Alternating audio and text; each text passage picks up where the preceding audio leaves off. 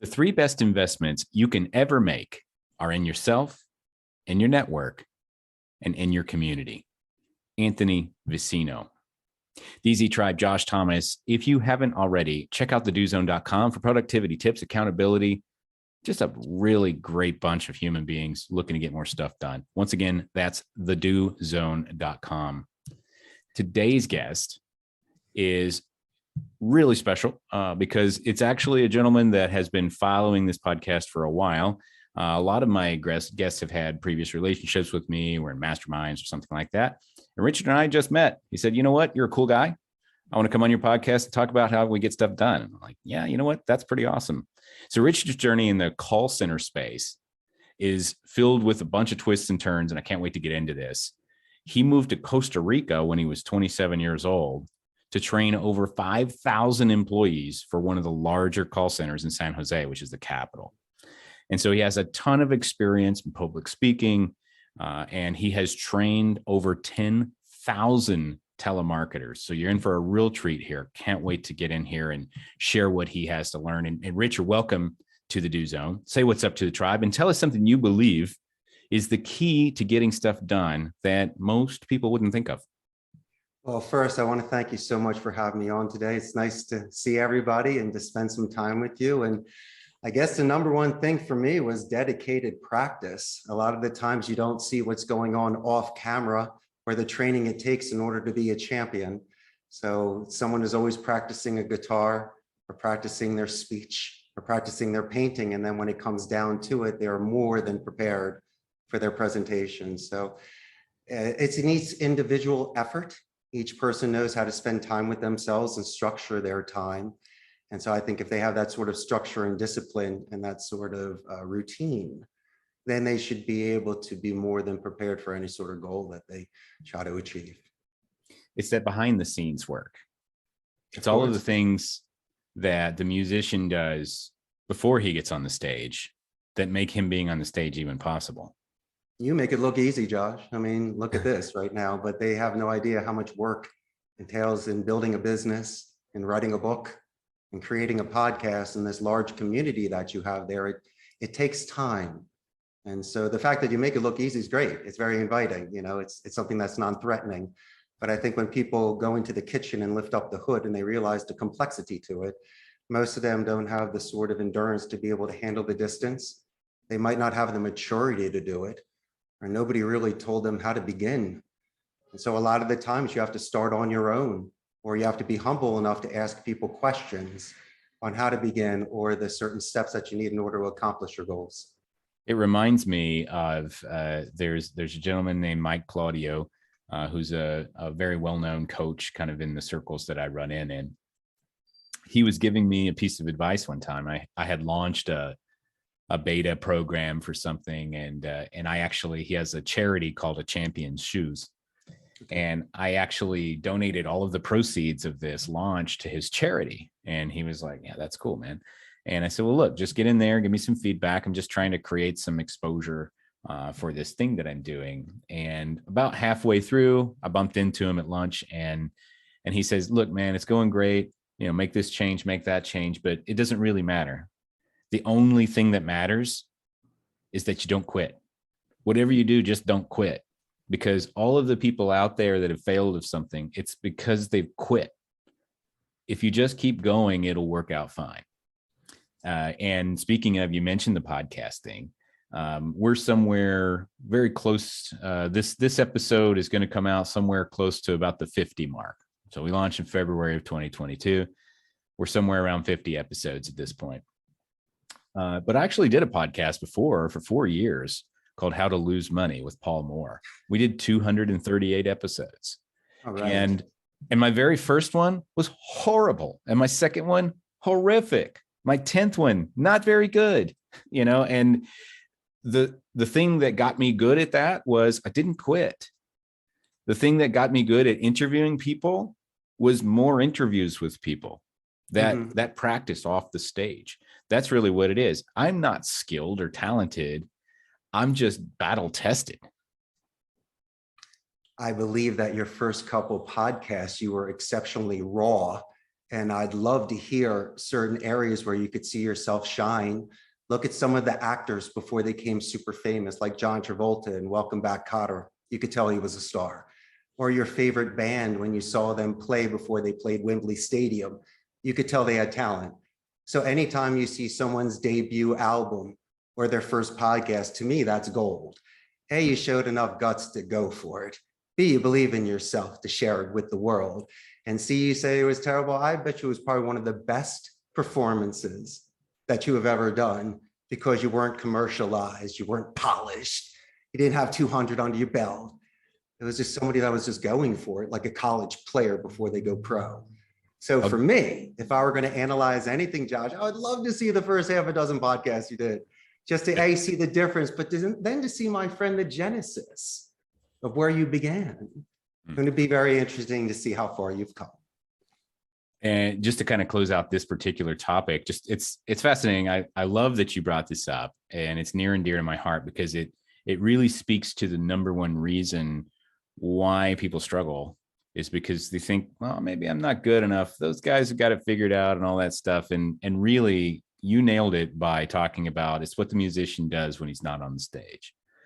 And what about your family and friends, though, Josh? These are the ones that love you the most, and they could be your biggest naysayers and great believers. They love you. They're protecting you. They don't want you hurt. But then again, if they tell you never to go on a roller coaster, you never know what it's like. Right. And yeah, they got to push you. Fun. You should say go, go, go, because in this world, it's very competitive. Yep. And yeah, it's difficult to write a book and do what you do, but you did it. But it all has to do with showing up. And I'll give you two examples from two really successful guys that I look up to. One of them is John Lee Dumas, who has I don't know if it still is, but at one point had the #1 podcast in the world, at least for business, called Entrepreneurs on Fire. And in one particular episode, he asked the question, which actually was the inspiration for the question I asked, is tell me something you believe is the key to success that most people don't think of. And so I just modified it for my own kind of use, right? But one guest, and I cannot remember his name, but he said, quantity is better than quality. And I sat on that. I'm like, what's he going to say about this? And he said, sometimes the fact that you just show up and do the work is better than doing good work, because the amount of work you do eventually will overcome somebody that's not doing much work, but it's really good. And then JLD responded and he said, you know what? I agree with you.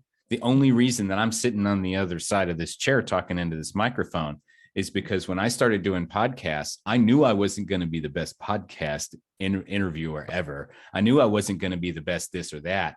But what I did know I had control of is I could show up every single day, and I'm going to release a podcast every single day, and I'm always going to be there. And that consistency is what ultimately started paying off for him. And I'll give you one more. Please. I'll give you one more. So I was in a mastermind group called the 8-Figure Boardroom that's run by Cole Gordon. And recently, one of his guest speakers was Todd Herman, who is the author of a book called The Alter Ego Effect, which is a fantastic book. By the way, Todd, if you are listening, I'd love to have you on the podcast. But one of the things that he shared in this kind of offshoot session, there were like 6 people standing around him just because he's a giver. He gives and he gives and he gives. And he built his name as a kind of a mindset coach for athletes, student athletes, like high level elite athletes. And they did all of these surveys, and they would ask all of these questions so that they could understand their audience better. And one of the questions that they asked was, why did you keep playing this sport for so long? We're talking about like kids between 8 and 18 years old that are playing whatever sport at the highest possible level. And they were asking these questions. Why did you play the sport this long? And they were overwhelmed with the response that they got. And the response that they got, almost like, I don't know, it was some ridiculous 80 to 90% of them kept playing the sport long past the fact that they were not interested. They didn't want to do it anymore. They were bored. They hated it, but they kept going because they wanted that windshield time with mom or dad and whoever was taking them to practice. They wanted that consistent, I need that bonding time, and I need that quantity of bonding time with my parental figure while we're going to practice and coming from practice. And that was the number one reason by a shitload, Richard, why they kept playing the sport. Because as a parent, that parent was putting in the quantity. Didn't matter if they were mad or like they had a bad day at work. What mattered was that they were there a lot, Definitely. all the time. And I respect that big time. That's excellent parenting. In fact, these young men and women that get to that level, it bears the mark on excellent parenting and guidance and how they raise them. So I couldn't agree with you more. That's wonderful. Those are 3 excellent examples. That's right. And so Richard, back to, I love that you opened up with that, man. We could talk for, if this was a 6-hour podcast, maybe we'd keep going, Take your time, Josh. I got nowhere to go. I'm on Costa Rica time right now. Yeah, Tico time. That's right. So I spent about a week in Costa Rica, and I'm happy to tell that story a little bit. But how did you end up there, and how do you get to Costa Rica and train 10,000 telemarketers? I want to know about that. Well, the first thing is, if you can get past your parents' guilt, you could live anywhere in the world. So that's number one.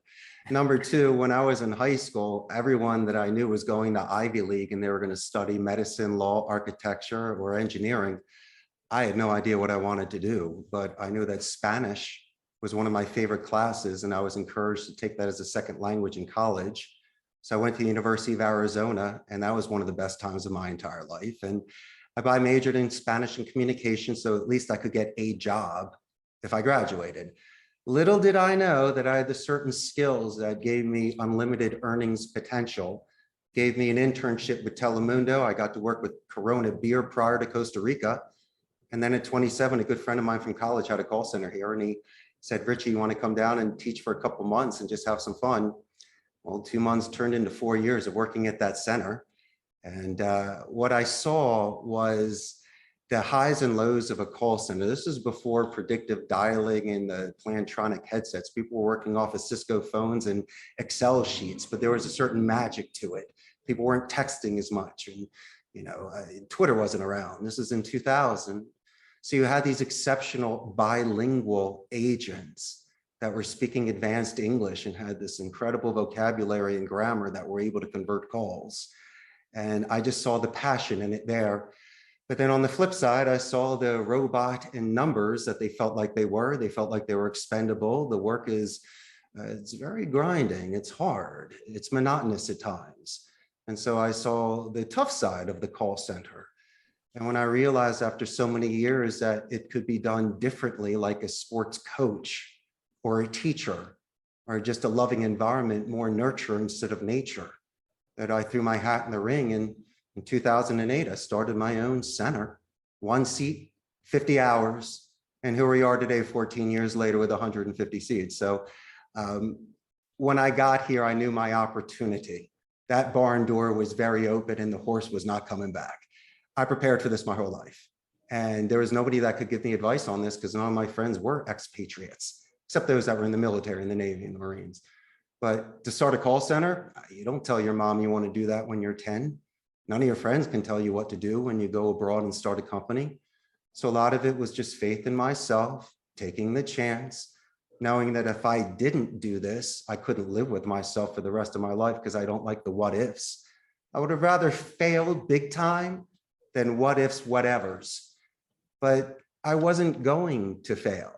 When you're given a 1 in a million opportunity, you know as well as I do, my good friend, you will do whatever it takes in order to do this.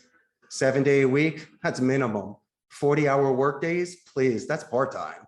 You work 80 hours so you don't have to work 40 hours in the future. And all the people that say no means they don't KNOW enough about what I'm doing. So unless you run a call center, unless you're bilingual, unless you've done a payroll for these kind of people, I'll take your advice and thank you and I love you, but relax. I think I know what I'm doing after all of this time. So Josh, a lot of it is just being true to yourself and staying on that course. And knowing that when you're a young man or a young woman and you set yourself to do something in your life, you will continue to do it. And sometimes there's, as you say, twists and turns. but still you're in the same direction. And the direction is, once again, being true to yourself so you can live a very fulfilled life. You only get 100 years, my friend, so you might as well fill it well. And you can earn your living many different ways. So Yeah. you might as well try to do it in a way that's ethical. It's in a way where you're giving instead of receiving. And if you can find some sort of fulfillment, then in my mind, I think you've won.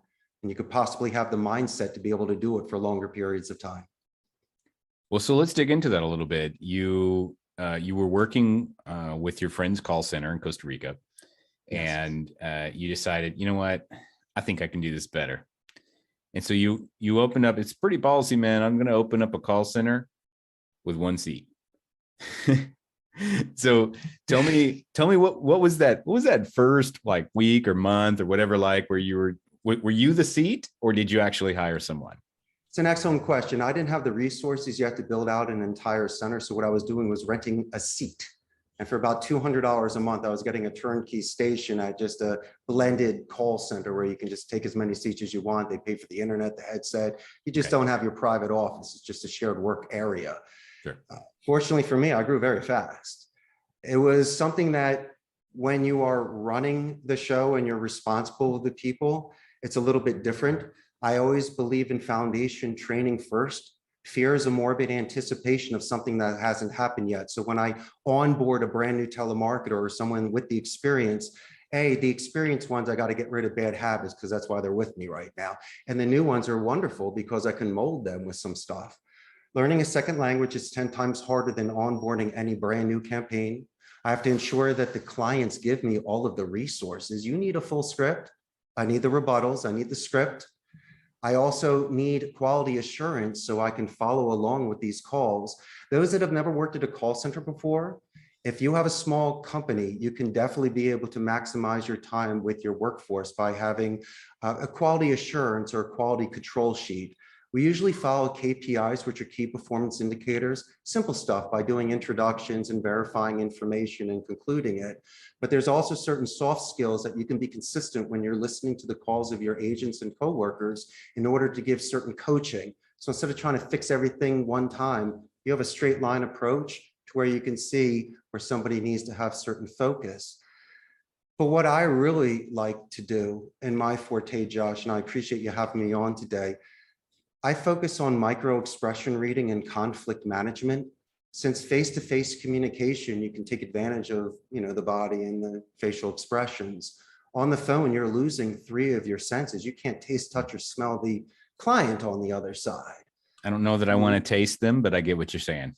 Understood. Well, the scientists say that if you eliminate one or more senses and the other ones are expanded, and if you follow the master communicator, Helen Keller, look how amazing she was in regards to her communication skills. So we expand our hearing, which is more active listening, but I also believe in seeing, which is image streaming. A book is better than a movie, so you can describe things much better than you would by showing a photograph. And by having this sort of control within every 30 seconds to 2 minutes, Josh, which is the normal attention span, these entry-level telemarketers or seasoned telemarketers or just people that are meeting on the street and friends can control a certain conversation. Because in my opinion, people give tell signs. They really do. I'd like just to walk with you a couple quick steps on this and I'll move through it fast. Yeah, well, give me an example. Like let's set up a scenario that, maybe most people here in this audience who are entrepreneurs and business owners. Walk us through an example of what they may run into. And you're calling it, just to make sure I understand correctly, micro expression. Yes, sir. Micro expression reading. Just like if you're micro studying expression reading. Facial expressions, body, the haptics, proxemics, self, object adapters, but that's face-to-face. We're doing things over the phone. I believe it's a pure form of communication because I think a phonetic is much better than what your actions are, which could almost be like a mask. I can give you a simple scenario and throw everything in together. Yeah. I believe that a simple conversation happens with an introduction, a body, and a conclusion. Okay. It can be done every 30 seconds to 2 minutes or in a 10-minute conversation. It comes in certain parts. The beginning of the phone call is the most important for me. Let's use an example, Josh, of people that are making outbound prospecting, lead generation appointments that are even sales calls, business to business or potential business to consumer. Let's do business to business. A lot of times when people are making these phone calls, my suggestion is the first part of the call, they should be doing a company name spike by asking how the company is doing, not how you're doing. It's also before you even introduce yourself. It gives you a chance to utilize anonymity. You get to say the name of their company better than they do it. Ask how the company is doing compared to how you're doing. So everyone's doing well, of course. How they answer you is the action to the reaction. So I can gauge their speaking levels in the company culture. And then this individual who may be the filter before I get transferred to the decision maker, that's the perfect time to do a positive escalation. When you get that individual's name and they've been very helpful with you, you should definitely mention them before you start pitching yourself when you get transferred. It's a definite gift when you get transferred.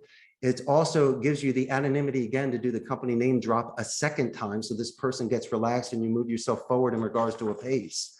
So instead of saying, what are you selling? You're pretty much ahead. And I also believe, once again, in micro expression reading, this is a phonetic tell sign. I believe there's 4 sections of phonetics, Josh. There's tone, rate, pitch, and duration. You need consistencies in order to see the inconsistencies with microexpression focus group readings. And so your tone of voice should always be confident and empathetic. That's consistent. The mirror imaging technique, which I know you're very familiar with in your audience, should be done during the speed and the speaking level. Now, just for argument's let's break sake, that down just so we don't get like way too into the granular and technical. Let's go back and let's make sure that we catch anybody that needs to catch up on this. So Sure. what Richard is talking about, for those of you who are in sales, especially phone sales, you probably are following along with a lot of this. But the idea here is anytime you want to control a call, control the conversation, and if you're in phone sales, these are all techniques and strategies for you to be ultimately in control of the call or the outcome of the call. That's where you need to be. One of those is the way it's been explained to me, and I think this is where you're going, is called match and mirror, pace and lead. And so the idea, the way this was actually explained to me by my very first sales trainer, Nate Brooks, amazing dude. If you guys know him, he's retired now. Go find him. He's in North Carolina playing tennis somewhere. And the way he explained it to me was, you need to go and meet them where they are, how they're talking, speak the way that they're speaking, and mirror them and pace alongside them. And then ultimately, when you're doing that, you're going to be like locked in neurologically, and then you can start to lead. And if you did everything correctly, they're going to follow you. It was like super weird, right? And so we went through this exercise where I was like, what's that? I don't understand what that is. And so he starts talking and he starts mimicking my movements. And then he leans back in his chair, and I leaned back in my chair at the exact same moment. And he was like, got you. Well, you have the luxury of sight. Yeah, well, right. We don't have that on the is, phone, but that's exactly. just an example. Like, he was miming my movements, and then he leaned back in his chair and I leaned right back in my chair, like completely subconsciously. He controlled that situation through this matching and mirroring process. So kind of coming back to, full circle to what you were talking about there, kind of pick us up from there.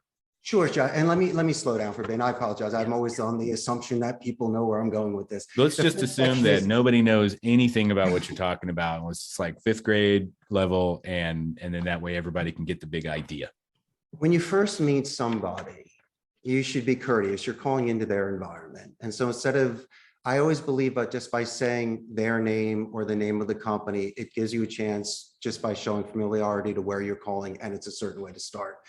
By having this gatekeeper assist you to transfer the call or to give you the company information, that's an excellent chance to bridge who this individual is prior to speaking to the decision maker, which just makes you sound good. So this technique that you're discussing, and I do agree with this, but mind you, this is without sight. That just for argument's sake, because you've been on the phone with me, you can put me at about an 8 in regards to speed and an 8 in regards to pitch. We do this every 30 seconds to 2 minutes because that's the usual attention span. You could do it, I don't know, maybe 20 times on a 40-minute conversation, or 10 times in a 20-minute. So it just gives you checkpoints, because sometimes you could be happy in the beginning of the call, angry at the end, and it can change like a boxing match. Why do we do this? Because I believe not only are people speaking, sorry for the thing here, that people are speaking in regards to their rate and their pitch, But the real tell sign, Josh, is the answering speed. That's something they can't do subconsciously.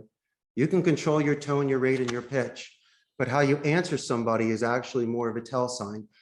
When do we do this? For entry-level telemarketers, it's usually for you to ask a tie-down question, to ask if it makes sense, sounds good, right? Or it's a typical time to do a confirmation question. For my clarification, Josh, was it ABC or 1, 2, 3? Thank you. Because a lot of the times you could leave the door open. Sometimes on a phone call, someone will ask you a question, and a technique I have is called the buffer boomerang technique. Check this thing out. So let's talk about answering speed. What does that mean though? When you say answering speed, how quickly they respond to you, and then you're able to gauge that? There's 4 ways to gauge it. It's tone, rate, pitch, and duration. Your tone is your confidence and empathy on my end. Your mirror imaging is to match their rate and their pitch, because if they deviate from that, that shows that they're not speaking consistently. And that can be done in any language, and that could be done subconsciously. You're just listening to them. But still, the insurance on that to ensure that they are consistent is their answering speed, how long it takes them to respond to you. And a lot of the times people will go on runs and they'll overtalk, they'll crosstalk, they'll interrupt. That's my fault because of the timing. And a lot of times, does that point to something that you should be aware of? Like if somebody starts talking too much, I'll give you an example. So I run into situations sometimes where I get on a call. We know that this is a call about potentially doing business together. And one of the first questions that I'm asking are, what are some of the challenges that you're facing right now with XYZ business? And then they go back and they're like, well, when I was 6 years old and, my mom and like, they're just telling their whole life story. And I'm like, dude, I didn't ask you about that. I asked you, what are your challenges with your business? But they go way back and all the way around it, and they never actually answer the question. Is that rabbit hole? That's what happened. That's right. And a lot of the times what you need to do sometimes is to find the Me Too technique, which I know you're familiar with. So he's talking about certain things. You listen to up to maybe 30 seconds because you don't want to be aggressive. You don't want to be passive. You want to be assertive. And the moment that they give you a certain trigger word where you can get yourself in by repeating what they said, oh, yes, I love dogs too. And so by the way, or there might be a chance where you could limit them with what they're saying, where you repeat, oh, so you said 5 years ago, oh, 1, 2, 3, the color blue, which puts it to bed, but you can still put these things that could potentially be used later. It's a straight line theory.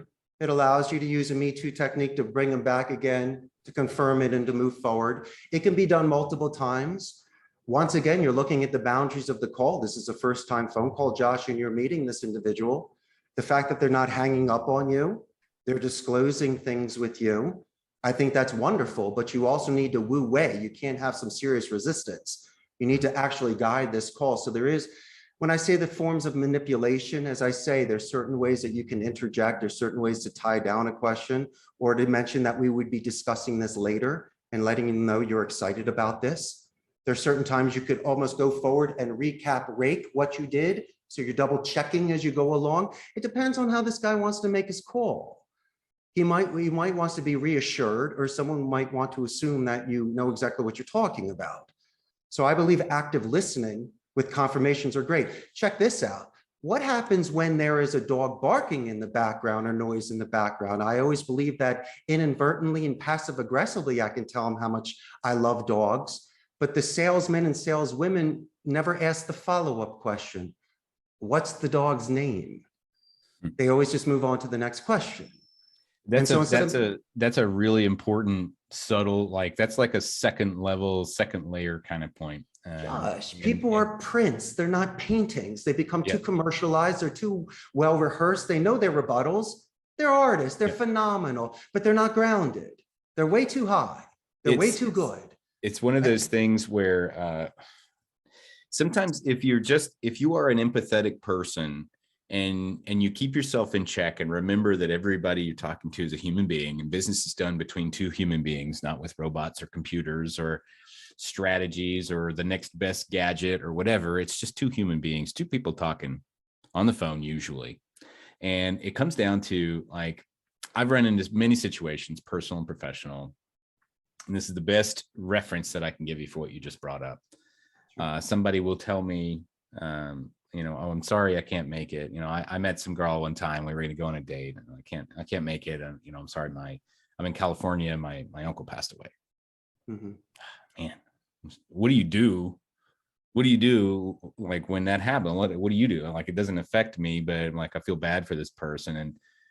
And so I always ask, what was their name? And it's such a simple thing, because you are humanizing this traumatic event. His name was Joe. That's right. I'll keep Joe in my thoughts. If you're a religious person, I'll keep Joe in my thoughts and prayers or whatever. But just that simple act of, I want to understand, this person had an identity. This person meant something to you. What was their name? I want to know what their name was. And in the most polite way, obviously understanding it's a sensitive situation, but just, that's a human thing. I gain nothing from that professionally or whatever, but I'm letting them know that I see them as a human, and I'm also a human, and I care. Even though I might be only caring for a minute, but at least I'm caring. Just ask the question, take that next level, ask that next deeper thing. Strangers are friends you haven't met yet, Josh. And instead of doing these emails, chats, and template stuff where it's very informal, by being on the phone with somebody, you have a chance to do an upsell, to get a referral, to build that relationship. And say what you want. The best relationships are made when people go through tough times together, even if it's discussing something difficult. And a lot of people would prefer to speak with a complete stranger than speaking with their family or best friend. They can get it out. I usually give the most points on a call, and I think this will make sense to you and your audience. It's not being slick and clever and getting the deal. That's not it. It's if the client says your name in the body of the call, not the introduction or the conclusion. But if you made such a strong impression with somebody, you've anchored it. You're stuck there. You got it good. And when they say your name, you can make that mistake, as you say. You can repeat your information. You can clarify things because you got it. You have that connection. And so if anybody who's making phone calls, I think instead of memorizing your stuff to death and being stiff, if you do what Josh and I do, is just to ask that follow-up question and to do that active listening. As you say, show empathy and compassion and really show sincerity. Your calls are going to be phenomenal. And you'll feel much better about yourself, because the natural you comes out. You will be in character. The moment you try to be like Glenn Ross Boiler Room, it's not for everybody. Yeah. And that's, and yeah, so many amazing points that you're bringing up here. I've been in, names are important. Names matter for that exact same reason I was saying earlier. Like, people want to be called by their name. Use the name and make sure that your name is just as important as their name. I'm surrounded. I'm actually also bilingual. I also speak Spanish. And I spent some time in Costa Rica. I'm surrounded by Latinos. Cool. And all the time. And a lot of them who live in the US, their name is difficult to pronounce to any regular American person. And so they come up with a nickname, or they just say, oh, just call me this, just call me that. Well, no. What do you prefer to be called? What's your actual name? Because I've always believed there needs to be at least one person on this planet calls you by your real name, and so I'll ask, and I'll take the time to make sure that I'm pronouncing it correctly, because it's important to me that that I see you, that you're worth pronouncing your name correctly. I have a friend who was actually a previous guest on this podcast. His name is Steve Apodaca. Apodaca with a P. Oh, Apodaca. Yeah, right. See, so it takes a little bit of practice, right? And so most times a charm. What people, a cool last name. Cool. Yeah, most people will struggle with that, and they're like, "I'm just going to call you Steve Avocado," and it's like, no, dude, you're missing the point. Like, that's his name. That's the only thing that he has had with him his entire life. You got to call people by their name. I interviewed a guy on. I had a tech podcast like years ago. I don't like to talk about it too much, but I interviewed this guy from Poland. And it was his partner or something that showed up. And so the guy that showed up, his name was Lucas, but in Poland, you would pronounce that Wukash, like with a W. All right. Wukash. All right. I got Wukash. And then his friend showed up and I'm like, well, I don't have his name. Can you type your name in? I want to make sure I say it correctly. And it literally looked like a cat walked across the keyboard. You know, it was like, what is that? He said, just pronounce some random consonants. It'll be fine. Sure. And I'm like, no, dude, we're going to practice this. And we're going to get it right. And so I got it right. And his name was Shemislav Budashevsky. And then I saw him at a conference. I know you don't even like when you look at it, it's just like P's and Z's, you know, it's like it doesn't, whatever. And then I saw him a month later at a conference and I saw his name on the name tag and I looked at him, I was like, Shemislav. And he was like, what? I was like the only person in the entire conference of 1,500 people that could pronounce his dang name because I took 5 seconds to try. And it mattered. Cool. It made a difference. Cool. And that's really what you're getting at is if you can be a human being and see everybody else as human beings, you don't have to be all that good. You just have to be a real person. No, but you will be good. They'll love you to death. Here's the skinny as well. You could overkill the name. I believe in a 5-to-1 pronoun to name drop. Names I think are excellent for tie down questions, transitional sentences, and confirmations. But there is usually a your or an are in one of the sentences, especially the your. I consider that a trigger word. That should be extended by like a 1/4 second slide just to give it emphasis and rebalance and resetting in the middle of a sentence and conversation. And once again, it brings them back in. So you can bring them left and right in the conversation with the pronouns to still keep it moving forward because you're going to lose their attention. And so that's why, as you say, the name drop's so important, but you could overkill it. So that's why pronouns are important. Pausing is important to see if they react to something. If their answering speed is off, you clarify it again to ensure you never say, I'm sorry, or excuse me. It's for my clarification. You fall on those certain swords.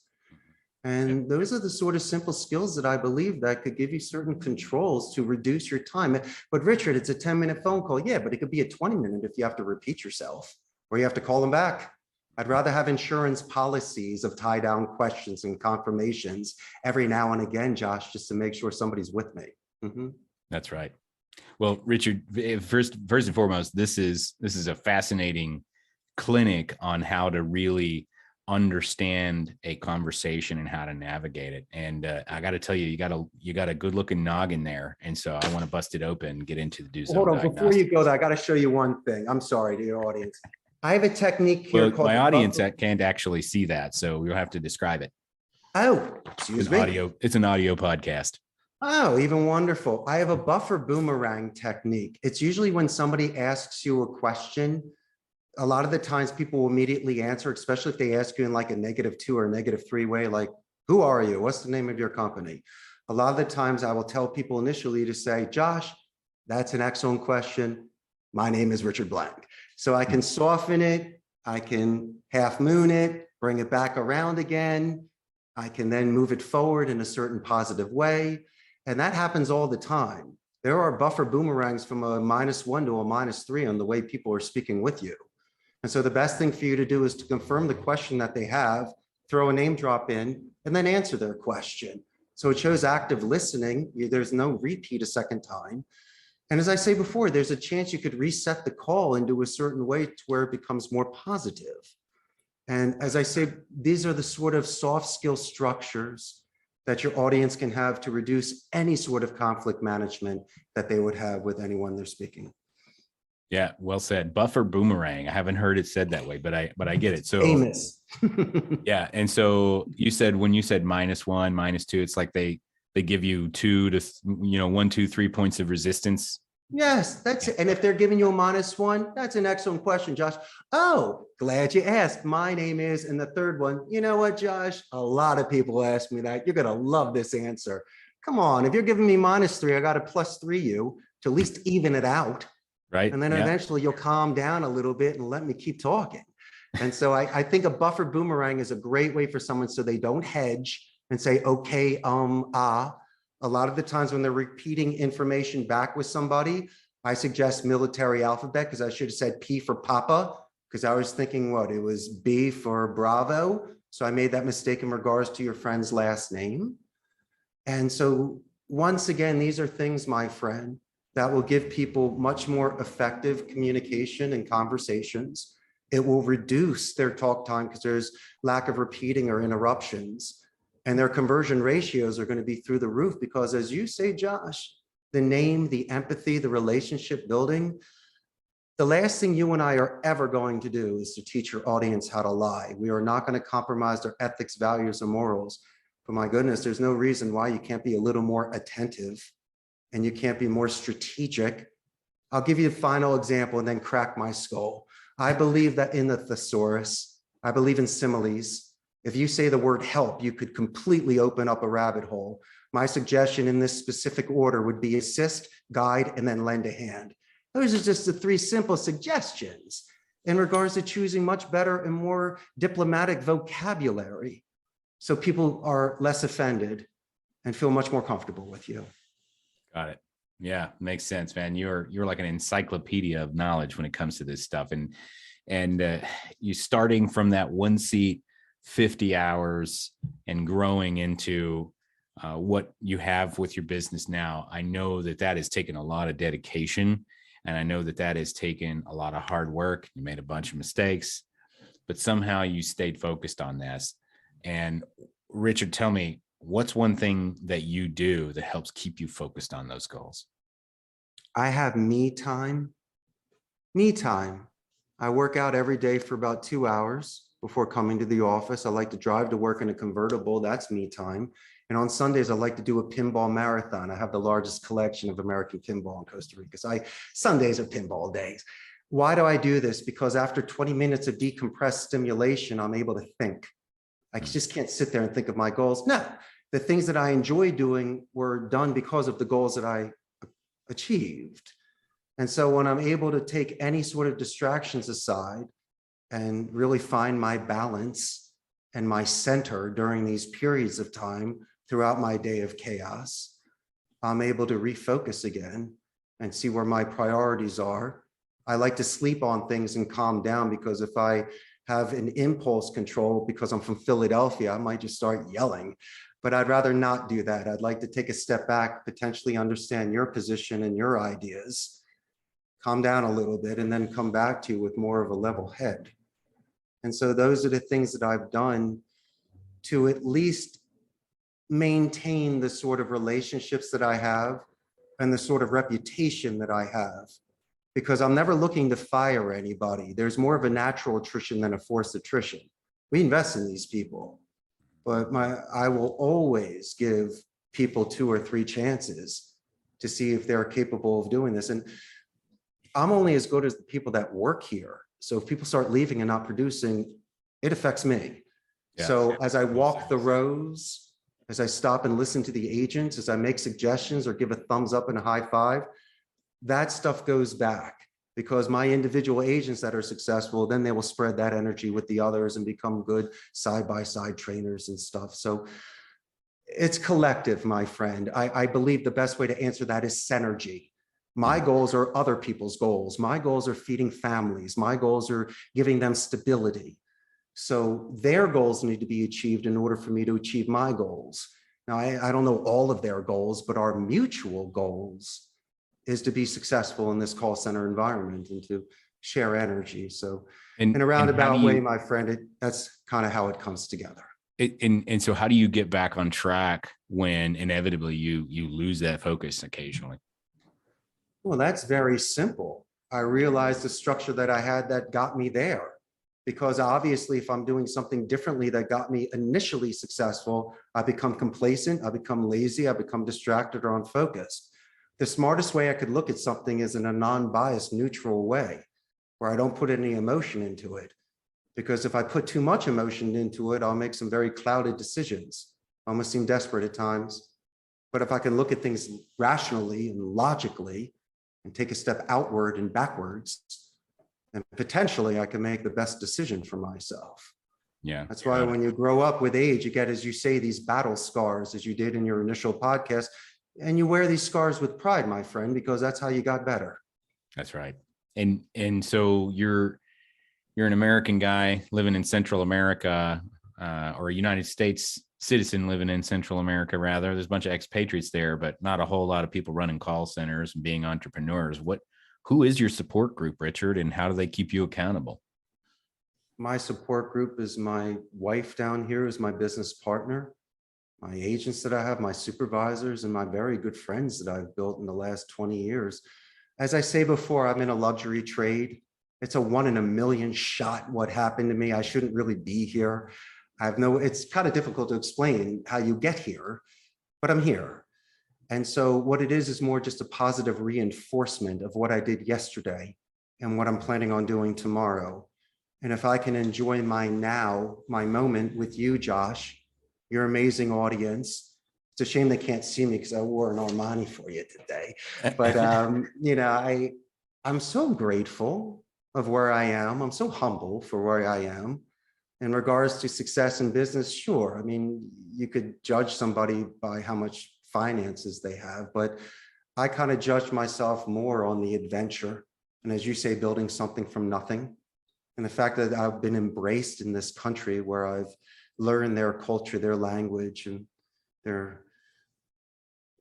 it's been a very, very positive experience. And so that's why it continued. The moment that I realized that this was not the environment for me, I definitely would have gone home. But as I say before, learning the second language, being embraced by this culture, and doing something that I love to do, which is increasing someone's language skills and giving them an excellent living. It actually pays more than most vocations. Josh, you're not going to believe this. HP, Intel, Amazon, and Oracle are in Costa Rica. Some of these jobs pay more than lawyers and doctors. And so you have these exceptionally skilled individuals here that are able to scale campaigns, that pack a punch on the world stage. You've been here before, you loved it. I'm very fortunate to be living in paradise. And so I almost count my blessings every day. Yeah. And you've been through this particular thing so many times. But just in a few words, really quickly, how do you approach a difficult project, Richard, that you're not really sure how to complete?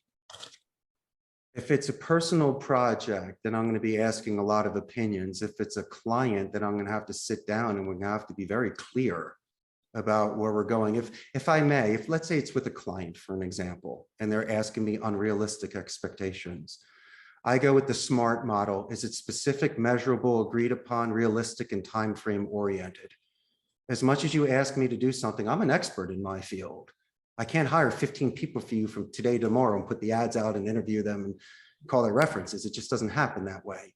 And there's certain metrics that people try to reverse psychology me in to try to get a certain amount per hour, but it might not make sense with the talk time, the wrap up time, the CRM, and the sort of contact ratio. So I want you to motivate me, but I need for you to be forthright with me. So at least we can have certain conversations.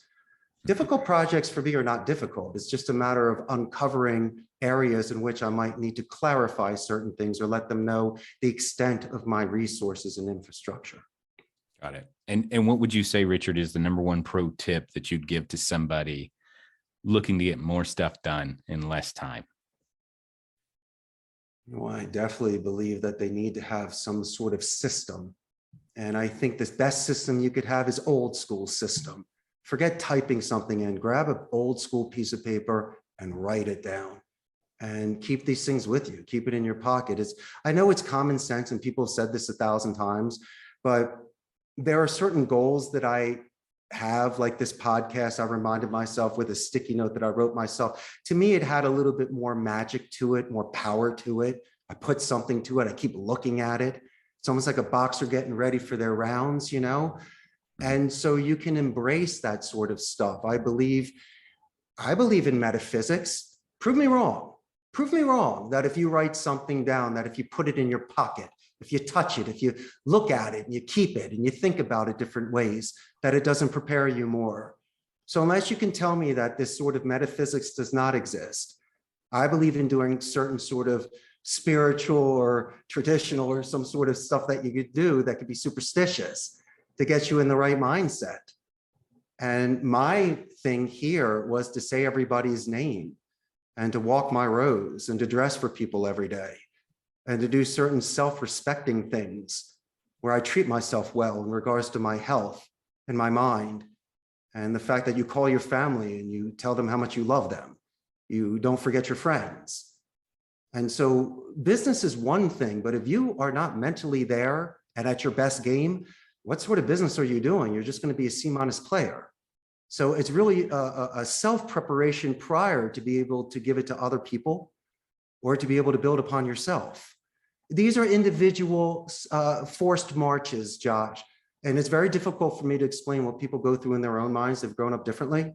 But this is what I know on my end. I'm accountable for what I do. And I believe in what I do. And I know that my intentions are honorable. And I know that what I'm doing is something done with good faith. And I also know that what I'm doing for a living, I can tell my great-grandfather what I do and he would have been proud. And so if I can look at myself in the mirror every day and see those eyes and look back at myself and realize that I have not lost any self-respect, that every day I got a little bit better, I'm cool with that. And that's all right. And I can live with that. And I hope that made some sort of sense. Sometimes when you get deep in philosophy, you kind of lose a certain train of thought. But Yeah. my good friends out there listening, listen to my passion. Do not give up. You believe in yourself. You do it every day. If it takes working part-time because you have a full-time job, practice it on the side. Is it weekend work? Is it evening work? Do you need a mentor? I mean, these are certain things where if you could sometimes volunteer your time just for the practice of it. And by doing so, as you say, you get better. And so as long as you're proactive, as long as you find things every day that is new where you can build upon, and be prepared to be laughed at, prepared to be joked and criticized and critiqued, and good. How much more do you want to critique me? What else are you going to say? Because it only motivates me that I'm doing the right thing. I'm not robbing banks. I'm just trying to make myself better. And a lot of the times, as I mentioned before, these are individuals that haven't experienced it yet. So maybe it's your position to educate them on it. And then eventually one day you'll be vindicated. They'll come around and tell you that you were right all along. And to a certain extent, that doesn't even really matter whether no, you're not really, or not, because you're not doing it for them. You're doing it for you. 100%, or Yeah. your children, or other people that you care about that rely upon you. That's right. But you'll never be your best unless you try. That's right. It's okay to keep an easy life and to keep things that are stable and secure. But risk is done. You ask someone to marry you. You're the happiest person in the world. Look what you've done in your career. And you've heard about my career. And if I never took these long shot risks, I would have never known my potential. And once again, these are things that can change your life. It just takes 1 second, Josh, for your world to change. That's right. And you have been a fountain of knowledge for how to control calls and how to handle certain situations. And I've always believed as salespeople, as consultants, as business people, a lot of what we do has a lot more to do with psychology and therapy than really sales or anything else like that. You're right. And so I love the concept of micro expression reading, just to kind of summarize what you shared, that we have 30-second to 2-minute conversations that are just stacking on top of each other. Each of them has an intro, a body, and a conclusion, and you just stack as many of those as you need to get through it. And it's just so many great points of reflection, because you've undoubtedly pushed through hundreds of thousands of hours of conversations through your call center. Now, just as we're wrapping up here, we have a decent audience of business owners and entrepreneurs. Who's the best fit to reach out to you for your services or just to engage with you personally? And where can they contact you? Well, the way they can contact me is buying a plane ticket and flying down and visiting me. But if they'd like to call me first, you can call me at 888-271-6750. My email address is ceo@costaricascallcenter.com. I recommend going to my Facebook page. I got about 97,000 Costa Ricans on there. So you really get a pulse on the call center industry in Costa Rica, plus other fun stuff. But that's, I do appreciate the time spent with you today. And you do get an A from my class. You repeated some excellent things. And I know it's audio today. I was showing you visuals and you couldn't see it. So I'll definitely be able to describe to people. But my ideal audience are for anybody that would like to make phone calls with good intentions, somebody that has internal business structures and they just want to talk about, they might be able to promote from within. They might be able to give out other sort of responsibilities to people so they can scale and grow. Maybe if there is some sort of conflict, we can discuss certain things in regards to vocabulary and structure. But if they're looking to hire a call center, mind you this, I would prefer that they call me for merit, not for price. I can recommend 10 call centers that'll do it for half my cost. And if you want to go there, we can have those conversations. But Sure. if you're willing to put that aside and ask me pound for pound merit phone calls, or just kick some tires and ask some free consulting advice in regards to your structure, I'll sign an NDA. If you want to send me a script, I'll give you advice on how people are pitching. That's my thing. I'm not selling anything. Put your checkbook away. I don't need the account. I'm doing just fine. Yeah. If it I, makes from an sense for us to do business, there's a value exchanged for that. But yeah, I get it. Hey, Josh, I'm not forcing anyone's hand. From an educated point of view, I want them to make a decision. I want to be able to answer all of their questions, give you some value, share some ideas, have them like me. And then next thing you know, we jump on a second phone call. I'm not a cold call closer. Unless someone has a sense of urgency, I'd prefer that you call my references and read about me. Why don't we do a second phone call where I can introduce you to my floor supervisor and chief technical officer and send you what a pre-launch checklist looks like, just to see what it looks like to onboard. Or maybe you're just telling me that you're manual dialing and I can tell you to use predictive dialing and explain to you contact ratios. I don't expect any business. I look to earn the business. And as I say before, we're not the most expensive, but I'm not the cheapest. We're in Central America. Costa Rica packs a punch. But if somebody is looking for a partner or somebody to guide them or somebody to, at least as you say, work smarter so they have more quality phone calls and larger conversion ratios, you can just call or maybe read some of the articles that we wrote and stuff like that. It's just keep an open mind. It's not like the movies. I mean, some parts are when people are closing deals and high-fiving, but sometimes the call center industry has a bad reputation. Sometimes boiler rooms or telemarketers have bad reputations. Well, just like this sort of skill that we have, it could be used for good, it could be used for evil. And I prefer that these are things where we can guide clients to certain sort of resolutions. I'll give you an example. I work with a law firm. And so we are making and receiving calls that people were wrongfully terminated in disability. We're assisting people. Another campaign I have is inbound support for movies and music. We've had them for 10 years, like Columbia House. So you have these 55 plus female demographics that get these big phone books a couple times a year so they can scroll through and call up and order Elvis Presley, which is so much fun. They love their job. They can go home and tell their parents what they do for a living, Josh. So my attrition is low because the agents here feel fulfilled.